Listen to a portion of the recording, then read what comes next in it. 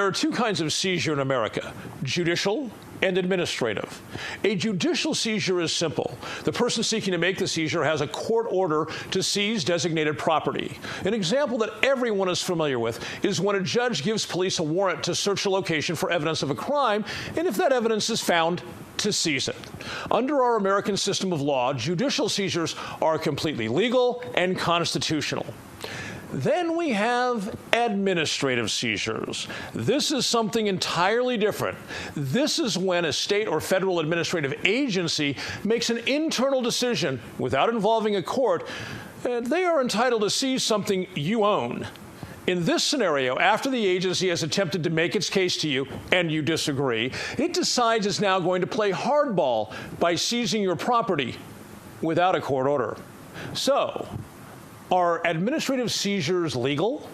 Sure, when they are used solely within the government. In other words, an administrative agency can use an administrative seizure notice against an employee or agency of the same government structure. It's their internal business, and they have internal regulations addressing such matters. But how about when government attempts to apply an administrative seizure notice out in the real world against you?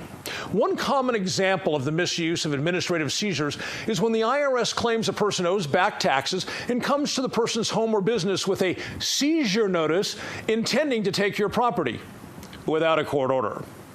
Oftentimes, the IRS personnel will get local police to accompany them to the home or business.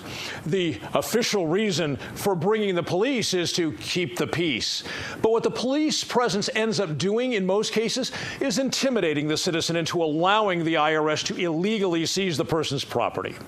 It's important to keep in mind how administrative seizure notices are created. Staying with the IRS example for a moment, an IRS employee pulls a form out of his desk, literally, fills in the fields on the form, takes it to his supervisor for a signature, and voila! They now believe they can take your property, even though no court has ever decided the matter. The feds love to try this with cattle, which is a concern to our neighbors in the northern part of our county. As Sheriff of Nye County, the following is my policy concerning administrative seizures. No state or federal administrative seizures will be permitted without consent in Nye County while I am your sheriff.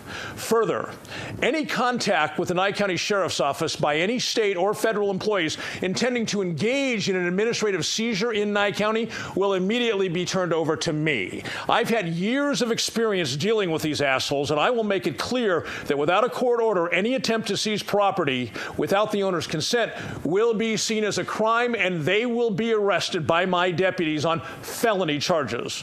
Also, should a government employee attempt an administrative seizure at your home or business without first contacting the sheriff's office, you should immediately call 911, and I will dispatch deputies to stop the attempted theft and arrest the administrative employee if appropriate. Administrative seizures without your consent are unconstitutional in the private sector, and they will not happen as long as I am your sheriff. I look forward to your support on Election Day. Thank you.